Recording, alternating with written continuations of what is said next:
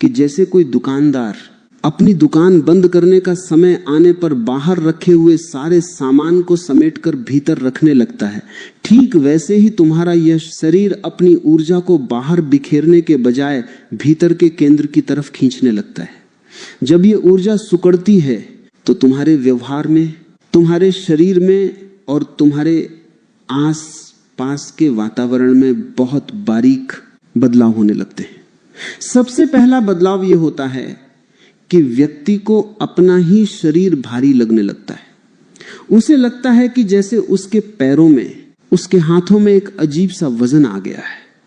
वह चलना चाहता है लेकिन उसे लगता है कि कोई अदृश्य शक्ति उसे नीचे की तरफ खींच रही है। विज्ञान कहता है कि यह शरीर के भीतर के रसायनों का असंतुलन है। लेकिन असलियत यह है कि जो ऊर्जा इस शरीर को हल्का बनाए रखती थी, जो ऊर्जा तुम्हें गुरुत्वाकर्षण के ऊपर उठाकर चलाती थी, वह ऊर्जा अब अपना नाता इस मिट्टी से तोड़ रही है। लोग आजकल क्या गलत कर रहे हैं, इसे भी बहुत गहराई से समझना होगा। जब किसी व्यक्ति के जीवन के आखिरी 7 दिन चल रहे होते हैं, तब उसके घर वाले, उसके रिश्तेदार और खुद वह व्यक्ति भी इस बदलाव को समझ नहीं पाता। वे सोचते हैं कि कोई बीमारी बढ़ गई है। वे उसे लेकर अस्पताल भागते हैं। चारों तरफ सुइयां लगा दी जाती हैं, नसों में दवाइयां डाल दी जाती हैं, मशीनों की आवाजें गूंजने लगती हैं।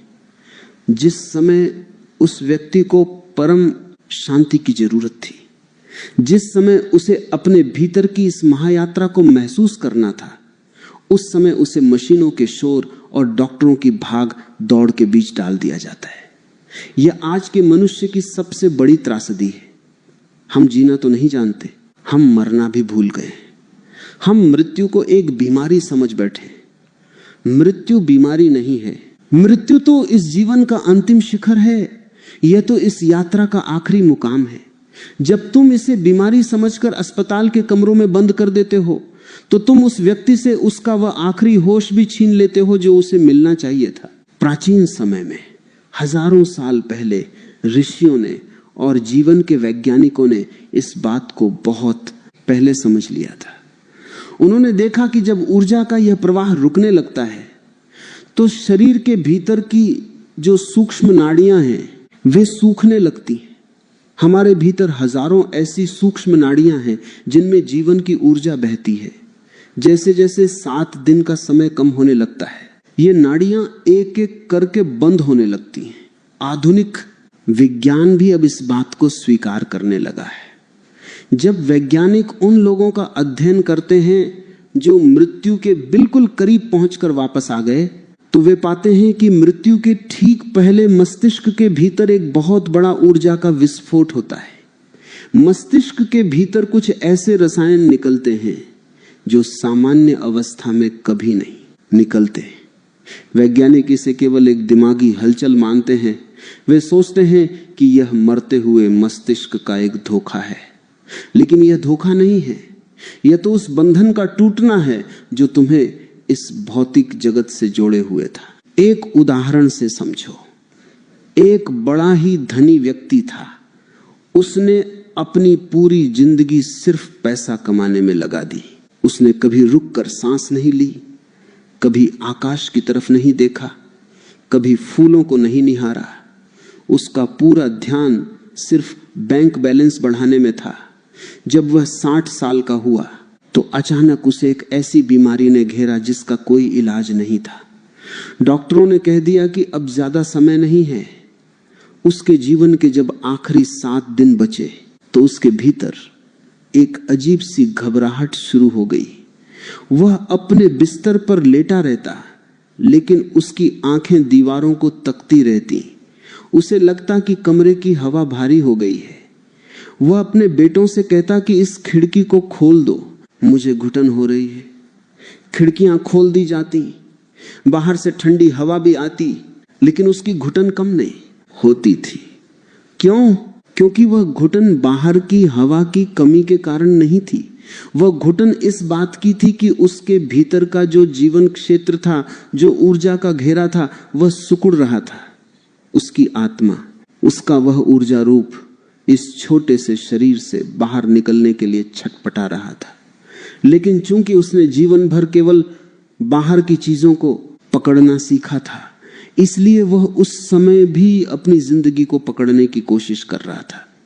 वह डॉक्टरों से चिल्लाकर कहता कि मुझे कोई ऐसी दवाई दे दो जिससे मैं कुछ दिन और जी सकूं, मैं तुम्हें अपनी आधी संपत्ति दे दूंगा। यही गलती आज का हर आम इंसान कर रहा है। तुम पकड़ने में इतने माहिर हो गए हो कि जब छोड़ने का समय आता है तब भी तुम हाथ फैलाए खड़े रहते हो। तुम ये नहीं समझ पाते कि अब पकड़ने का नहीं बल्कि सब कुछ छोड़कर शांत हो जाने का समय आ गया है। जब वह धनी व्यक्ति उस छटपटाहट में मर गया तो उसके चेहरे पर एक अजीब सा डर था। उसकी आंखें खुली की खुली रह गईं और उसके चेहरे पर तनाव की लकीरें साफ देखी जा सकती थी। वह एक असफल मृत्यु थी। उसने अपने जीवन को तो गंवाया ही, उसने अपनी मृत्यु को भी एक नरक बना दिया।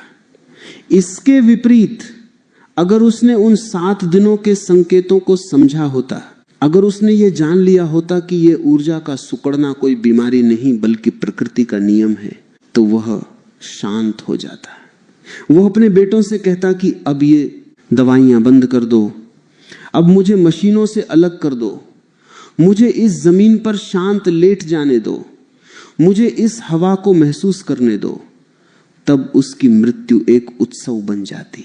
विज्ञान इस बात की खोज में लगा हुआ है कि जब मनुष्य मरता है तो उसका वजन कुछ ग्राम कम क्यों हो जाता है। कई प्रयोग किए गए जिनमें मरते हुए व्यक्ति को कांच के बंद बक्सों में बेहद संवेदनशील तराजू पर रखा गया। वैज्ञानिकों ने देखा कि जैसे ही व्यक्ति के प्राण निकलते हैं, तराजू का कांटा अचानक थोड़ा सा नीचे गिर जाता है, यानी वजन कम हो जाता है। विज्ञान सोचता है कि शरीर से कोई गैस बाहर निकली है या कोई सूक्ष्म भौतिक तत्व अलग हुआ है, लेकिन असल में वह जो वजन कम होता है वह उस ऊर्जा क्षेत्र का इस शरीर से अलग हो जाना है। जो ऊर्जा इस शरीर की एक एक कोशिका को आपस में बांध कर रखती थी, जो इन करोड़ों सेल्स को एक दिशा में चलाती थी, जब वह ऊर्जा अपना नाता तोड़ लेती है तो यह शरीर सिर्फ एक बेजान मिट्टी का ढेर रह जाता है। जब 7 दिन का समय शुरू होता है तो पहले दिन तुम्हारी भूख और प्यास में एक अजीब सा बदलाव आता है। तुम चाहकर भी उतना भोजन नहीं कर पाते जितना तुम रोज करते थे। तुम्हें भोजन का स्वाद बदलना शुरू हो जाता है। तुम्हें ऐसा लगता है कि जैसे अब इस शरीर को बाहर से किसी ईंधन की जरूरत नहीं रह गई है। तुम्हारे घर वाले परेशान हो जाते हैं। वे तुम्हें जबरदस्ती खिलाने की कोशिश करते हैं। वे सोचते हैं कि अगर ये खाना नहीं खाएगा तो कमजोर हो जाएगा, लेकिन वे ये नहीं जानते कि शरीर के भीतर का जो बुद्धिमान तंत्र है उसने अब बाहर से ऊर्जा लेना बंद कर दिया है, क्योंकि अब वह अपनी बची हुई आंतरिक ऊर्जा को समेटने के काम में व्यस्त है। अगर इस समय जबरदस्ती खाना ठूंसा जाए तो शरीर की वह बची हुई ऊर्जा उस खाने को पचाने में नष्ट हो जाती है, जो कि उस समय की सबसे बड़ी गलती है। दूसरे और तीसरे दिन व्यक्ति की आवाज में और उसकी आंखों की चमक में बदलाव आने लगता है। तुमने कभी ध्यान दिया हो, जो व्यक्ति मरने के करीब होता है उसकी आंखें किसी एक बिंदु पर टिक जाती हैं। वो तुम्हें देख रहा होता है, लेकिन तुम्हें ऐसा लगेगा कि वह तुम्हारे पार देख रहा है, जैसे उसकी नजरें तुम्हारे पीछे किसी दीवार को या किसी शून्य को खोज रही हैं। लोग सोचते हैं कि इसकी दिमागी हालत ठीक नहीं है, इसे मतिभ्रम हो गया है, लेकिन सच यह है कि उसकी भौतिक आंखें अब इस संसार के दृश्यों को छोड़कर उस आयाम को देखने की तैयारी कर रही हैं जो इस दृश्य जगत के पीछे छुपा हुआ है। उसकी आंखों का जो लेंस है, जो इस बाहरी दुनिया की रोशनी को पकड़ता था, वह अब भीतर की तरफ मुड़ने लगता है।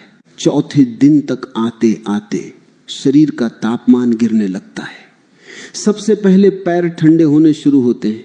तुमने देखा होगा, जब बुजुर्ग या कोई बीमार व्यक्ति मृत्यु के करीब होता है तो घर के लोग उसके पैर छूकर देखते हैं और कहते हैं कि पैर ठंडे पड़ रहे हैं। इसके पीछे का विज्ञान क्या है? हमारी जो जीवन ऊर्जा है वो नीचे के चक्रों से ऊपर की तरफ चढ़ना शुरू कर देती है। पैरों के पास जो ऊर्जा का केंद्र है वह सबसे पहले खाली होता है। ऊर्जा धीरे धीरे घुटनों से होती हुई, पेट से होती हुई ऊपर छाती की तरफ आने लगती है। इसलिए पैर सबसे पहले ठंडे होते हैं, फिर हाथ ठंडे होते हैं और आखिरी में सिर्फ छाती और सिर के पास गर्मी बची रहती है। ये ऊर्जा का ऊपर की तरफ उठना इस बात का प्रमाण है कि अब ये जीवन इस भौतिक धरातल को छोड़कर ऊंचे आयाम में जाने के लिए तैयार है। लेकिन आज का अज्ञानी मनुष्य इस समय क्या करता है? वह गर्म कपड़े लपेटने लगता है, वह हीटर चला देता है, वह पैरों की मालिश करने लगता है। वह सोचता है कि किसी तरह इस ठंडक को दूर कर दिया जाए। तुम प्रकृति के इस महाप्रवाह को रोकने की व्यर्थ कोशिश कर रहे हो। तुम उस बहती हुई नदी के सामने मिट्टी का बांध बनाने की गलती कर रहे हो जो समंदर में मिलने जा रही है। उस समय मालिश करने की, हीटर चलाने की कोई जरूरत नहीं होती। उस समय तो केवल उस व्यक्ति के पास शांत बैठकर उस ऊर्जा के सिमटने को देखना होता है। उसे एक ऐसा वातावरण देना होता है जहां वह बिना किसी डर के, बिना किसी तनाव के इस ठंडक को स्वीकार कर सके। 5वें दिन व्यक्ति की सांसों का पैटर्न बिल्कुल बदल जाता है। सामान्य रूप से जब हम सांस लेते हैं तो हमारी सांसें गहरी और नियमित होती हैं, लेकिन 5वें दिन सांस का चलना अनिश्चित हो जाता है। कभी सांस बहुत तेज चलने लगती है तो कभी ऐसा लगता है कि जैसे सांस रुक ही गई हो। इसे विज्ञान की भाषा में एक खास तरह का श्वसन विकार कहा जाता है, लेकिन अस्तित्व के विज्ञान में इसे प्राणों का तांडव कहा जाता है। जो प्राण जीवन भर इस शरीर के फेफड़ों को चला रहे थे, वे अब इस घर को छोड़ने की तैयारी में अपनी आखिरी लहरें ले रहे होते हैं। जैसे जब कोई पंखा बंद किया जाता है तो बिजली कटने के बाद भी वह अपनी पुरानी गति के कारण कुछ देर तक डोलता रहता है और आखिरी में रुकने से पहले 1-2 बार धीरे से हिलता है। ठीक वैसे ही ये सांसें अब उस आखिरी ठहराव की तरफ बढ़ रही होती हैं। इस समय व्यक्ति को अजीब अजीब से अनुभव हो सकते हैं। उसे लग सकता है कि उसका शरीर हवा में तैर रहा है, या उसे लग सकता है कि वह किसी बहुत गहरी गुफा के भीतर जा रहा है। ये सब बातें कोई दिमागी बीमारी नहीं है, बल्कि यह इस बात का सबूत है कि तुम्हारी जो सूक्ष्म इंद्रियां हैं वे अब इस स्थूल शरीर के बंधनों से मुक्त हो रही हैं। तुम्हारी सुनने की क्षमता बदल जाती है।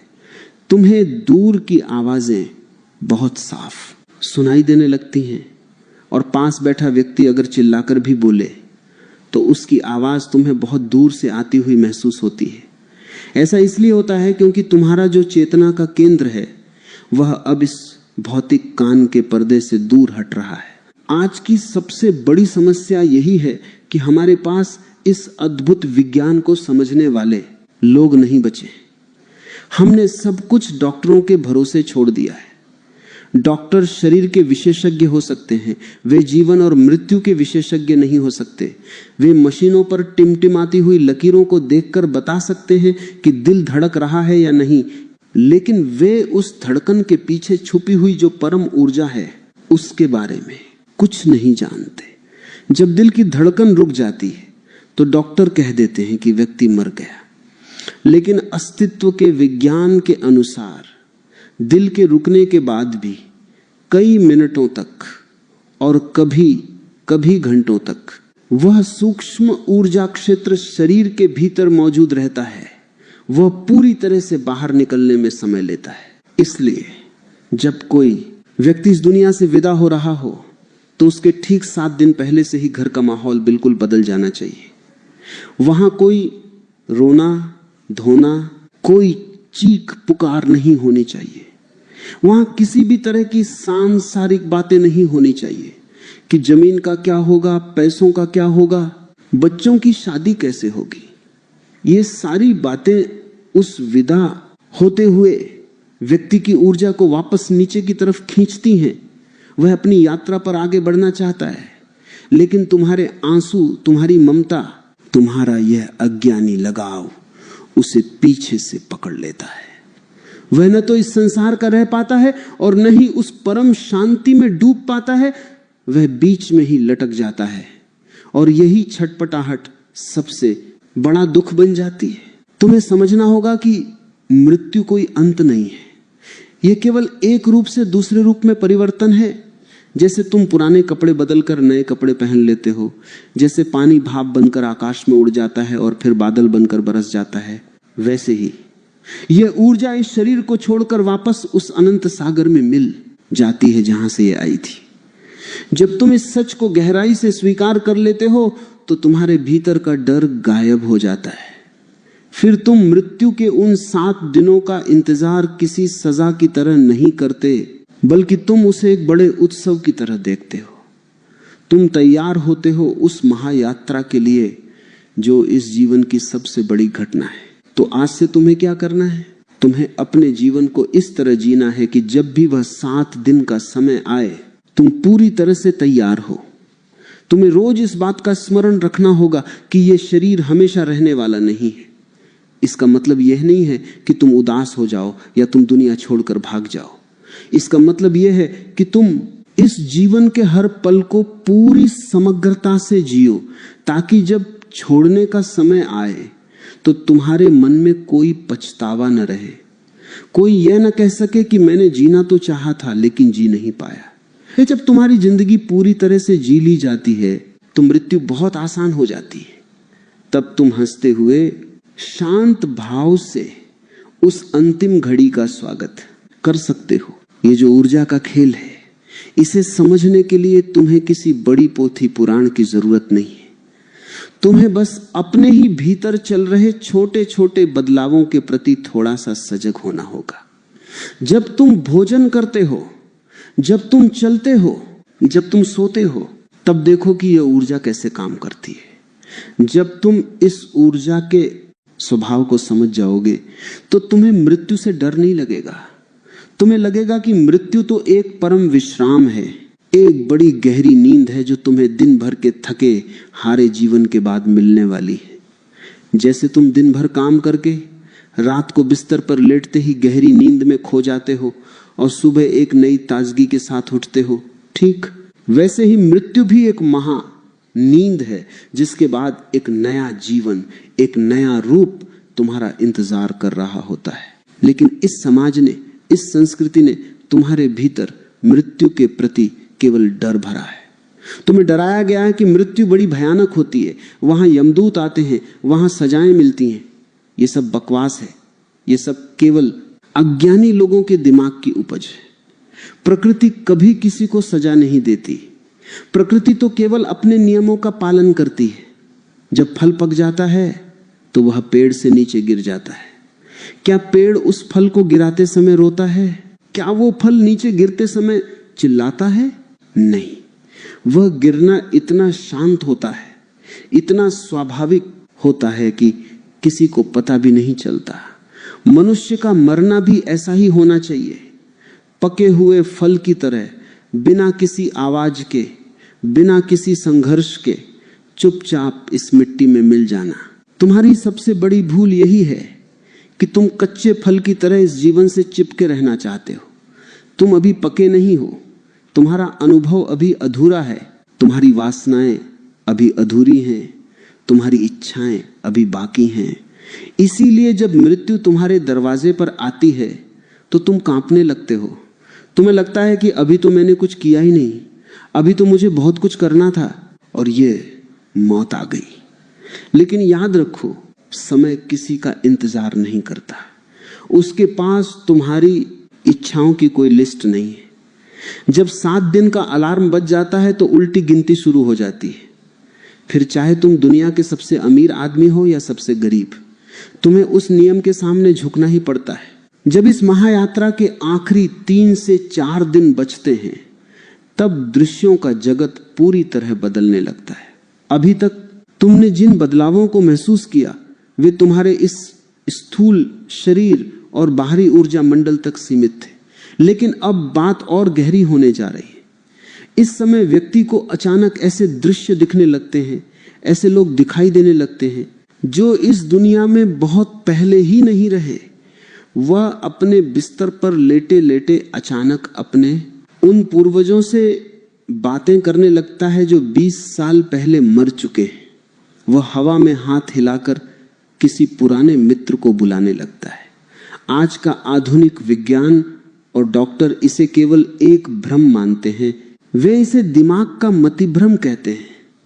वे सोचते हैं कि चूंकि मस्तिष्क को पूरी ऑक्सीजन नहीं मिल रही है, इसलिए वह पुरानी यादों के जाल बुन रहा है। लेकिन तुम फिर से एक बहुत बड़ी भूल कर रहे हो। यह कोई भ्रम नहीं है, ये तो क्वांटम फिजिक्स का वो गहरा नियम है जिसे आज का विज्ञान धीरे धीरे समझ रहा है। इसको वैज्ञानिक तरीके से समझो। ये जो हमारा समय और स्थान का घेरा है, जिसे विज्ञान टाइम एंड स्पेस कहता है, ये केवल तब तक सच लगता है जब तक तुम इस भौतिक शरीर की सीमाओं में बंधे हो। जैसे ही जीवन की ऊर्जा इस शरीर के बंधन को ढीला करती है, समय और स्थान की ये दीवारें गिरने लगती हैं। जो व्यक्ति मर चुका है वह तुम्हारे लिए अतीत बन चुका है, क्योंकि तुम समय की एक सीधी रेखा पर जी रहे हो। लेकिन जो व्यक्ति मृत्यु के इतने करीब पहुंच चुका है, उसके लिए समय की वह सीधी रेखा मुड़ जाती है, वह चक्र बन जाती है। उसके लिए अतीत, वर्तमान और भविष्य की दूरियां मिट जाती हैं। उसके लिए वे लोग जो इस दुनिया से जा चुके हैं उतने ही सच हो जाते हैं जितने उसके पास बैठे हुए उसके घर वाले। वह एक साथ दो दुनियाओं के बीच खड़ा होता है। उसका एक पैर इस किनारे पर होता है और दूसरा पैर उस पार के किनारे को छू रहा होता है। प्राचीन तिब्बती वैज्ञानिकों ने इसके ऊपर बहुत बड़ा शोध किया था। हजारों साल पहले उन्होंने एक पूरा विज्ञान तैयार किया जिसे तिब्बती बुक ऑफ द डेड कहा जाता है। उस विज्ञान में साह लिखा है कि इन आखिरी दिनों में व्यक्ति के भीतर कौन कौन से 7 मुख्य बदलाव होते हैं। ये 7 दिनों का समय असल में तुम्हारे भीतर के 7 ऊर्जा केंद्रों यानी 7 चक्रों के एक एक करके बंद होने का समय है। हर एक दिन तुम्हारे भीतर का एक ऊर्जा चक्र अपनी पूरी शक्ति को समेटकर शांत हो जाता है। पहले दिन से लेकर 7वें दिन तक ये ऊर्जा नीचे के चक्र से उठते उठते ऊपर के चक्र तक पहुंचती है। जब ये ऊर्जा इन चक्रों से होकर गुजरती है तो मनुष्य को अलग अलग प्रकार के अनुभवों से गुजरना पड़ता है। तिब्बती वैज्ञानिक कहते थे कि इस समय व्यक्ति को डराने की बजाय उसे यह समझाना चाहिए कि जो कुछ भी उसे दिखाई दे रहा है वह किसी और लोक की चीजें नहीं है, बल्कि उसकी अपनी ही ऊर्जा का फैला हुआ रूप है। लोग आजकल क्या गलत कर रहे हैं, इसे देखो। जब वे देखते हैं कि उनका कोई बुजुर्ग या बीमार व्यक्ति हवा में बातें कर रहा है या उन लोगों के नाम ले रहा है जो मर चुके हैं, तो वे डर जाते हैं। वे सोचते हैं कि इसके ऊपर किसी भूत प्रेत का साया आ गया है या इसका दिमाग पूरी तरह काम करना बंद कर चुका है। वे उसे पागलों की दवाइयां देना शुरू कर देते हैं, उसे नींद के इंजेक्शन लगा देते हैं ताकि वह चुपचाप सो जाए और ऐसी बातें न करे। तुमने उस व्यक्ति का सबसे बड़ा नुकसान कर दिया। वह जो अपनी आंखों से उस पार के सत्य को देख रहा था, वह जो समय की सीमाओं को तोड़कर अनंत में झांक रहा था, तुमने उसे नशीली दवाइयां देकर वापस अचेत कर दिया। तुमने उसकी आंखें जबरदस्ती बंद कर दी। जब वह मरेगा तो वह पूरी तरह से बेहोशी में मरेगा, और बेहोशी में मरना सबसे बड़ा दुर्भाग्य है। एक और उदाहरण से समझो। एक बड़ी ही सरल और शांत महिला थी। उसने अपनी पूरी जिंदगी बिना किसी लोभ के, बिना किसी ईर्ष्या के बहुत ही प्रेम से गुजारी थी। जब उसका अंतिम समय आया तो डॉक्टर ने कह दिया कि अब इनके पास सिर्फ 3 दिन का समय है। उसके घर वाले बहुत समझदार थे, वे प्रकृति के नियमों को जानते थे। उन्होंने उसके कमरे को बिल्कुल शांत कर दिया, वहां धीमी सी रोशनी कर दी। तीसरे दिन उस महिला ने अपनी आंखें खोली और उसके चेहरे पर एक बहुत बड़ी मुस्कान आ गई। उसने अपनी बेटी का हाथ पकड़ा और कहा, देखो बाहर दरवाजे पर मुझे लेने के लिए कुछ लोग आए हैं, वे बहुत चमक